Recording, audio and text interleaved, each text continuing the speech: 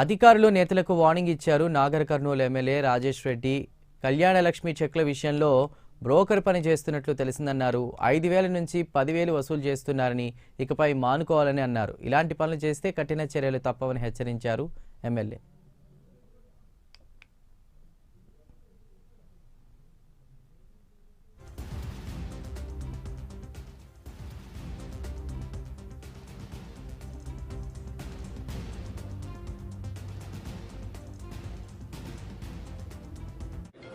ఇంకొక విషయం నాకు తెలిసింది కొత్తగా, వాళ్ళని మాత్రం నేను వదిలిపెట్టాను.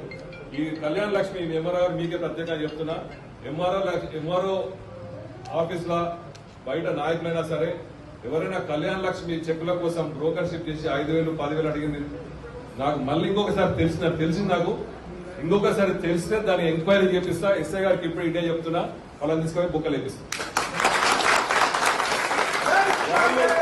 ఈ కళ్యాణ లక్ష్మి ఎందుకు ఇస్తున్నాం మనం? వాళ్ళు అప్పులు చేసి పెళ్లి చేస్తే ఆడపిల్లలకు వాళ్ళకి సాయం కోసం చేస్తున్నాం. అది ఎవడైనా సరే, ఎటువంటి నాయకుడైనా సరే, ఎటువంటి ఆఫీస్, మీ ఆఫీస్ లో కూడా ఇంటున్నా నేను, మీరు కొంచెం దయచేసి దాని మీద దృష్టి పెట్టి మీ కింద ఆఫీసర్లు ఎవరున్నారో, మీ కింది ఎవరున్నారో ఎప్పుడైనా దొరికితే ఎస్ఐ గారు తీసుకపోయి కేసు చేసి బుక్కలేసి క్రిమినల్ కేసు బుక్ చేయండి. మేము మా ఆడపిల్లలకు, మా చెల్లెల కోసం అని మేము 1,00,000 చిల్లర మేమిస్తుంటే నేను కరెక్ట్ చెప్తున్నా తప్పు చెప్తున్నామా? కరెక్ట్ చెప్తున్నా లేదా?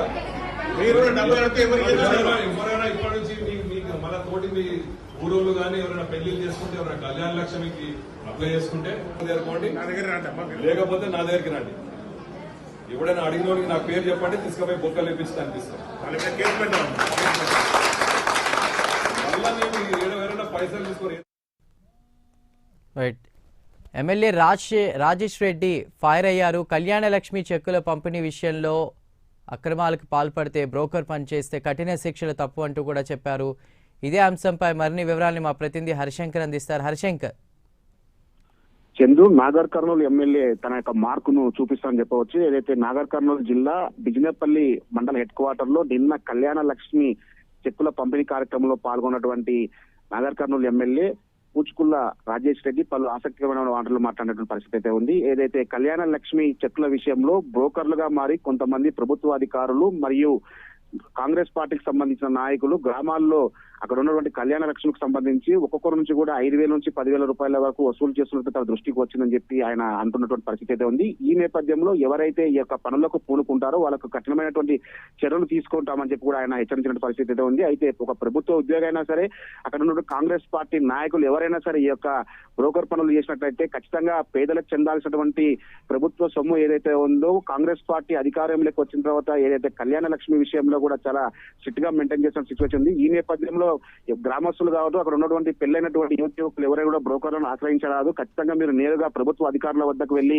తమ యొక్క హక్కును వినియోగించుకోవాలని చెప్పి కూడా వాళ్ళంటే రాజేష్ రెడ్డి చెప్పినట్టు పరిస్థితి ఉంది. ఈ నేపథ్యంలో ఎవరైతే ప్రభుత్వ ఉద్యోగులు కావచ్చు, లేదంటే బ్రోకర్లు ఎవరైనా సరే ఈ యొక్క పనులను పూనుకుంటే మాత్రం ఖచ్చితంగా వాళ్ళందరినీ బొక్కలు వేసి తన్నిస్తా అని చెప్పి కూడా ఆయన వార్నింగ్ ఇచ్చిన పరిస్థితి ఉంది. అయితే ఈ నేపథ్యంలో నాగర్ కర్నూలు జిల్లా గతంలో జరిగినటువంటి కళ్యాణ లక్ష్మి చెక్కుల అవతాకుల విషయంలో దృష్టిలో ఉంచుకొని ఆయన పెద్దలను కూడా ప్రజలకు డైరెక్ట్ చెక్కులు అందించాలనే ఉద్దేశంతో ఆయన గ్రామాన పర్యటిస్తూ కూడా ఏదైతే మండల హెడ్ క్వార్టర్ లో జిల్లా కేంద్రంలో కూడా చెక్కుల పంపిణీ కార్యక్రమం నిర్వహిస్తున్న పరిస్థితి ఉంది. ఈ నేపథ్యంలో నిన్న ఆయన చేసినటువంటి ఆసక్తికరమైన వార్తలు కాంగ్రెస్ పార్టీ నేతల్లో కావచ్చు, ప్రభుత్వ అధికారులు ఎవరైతే బ్రోకర్లుగా మారుతున్నారో వాళ్ళపై కూడా ప్రత్యేక దృష్టి సారించాలని అక్కడైనటువంటి పోలీసు అధికారులు కూడా ఆయన ఆదేశించిన పరిస్థితి అయితే ఉంది. చందు.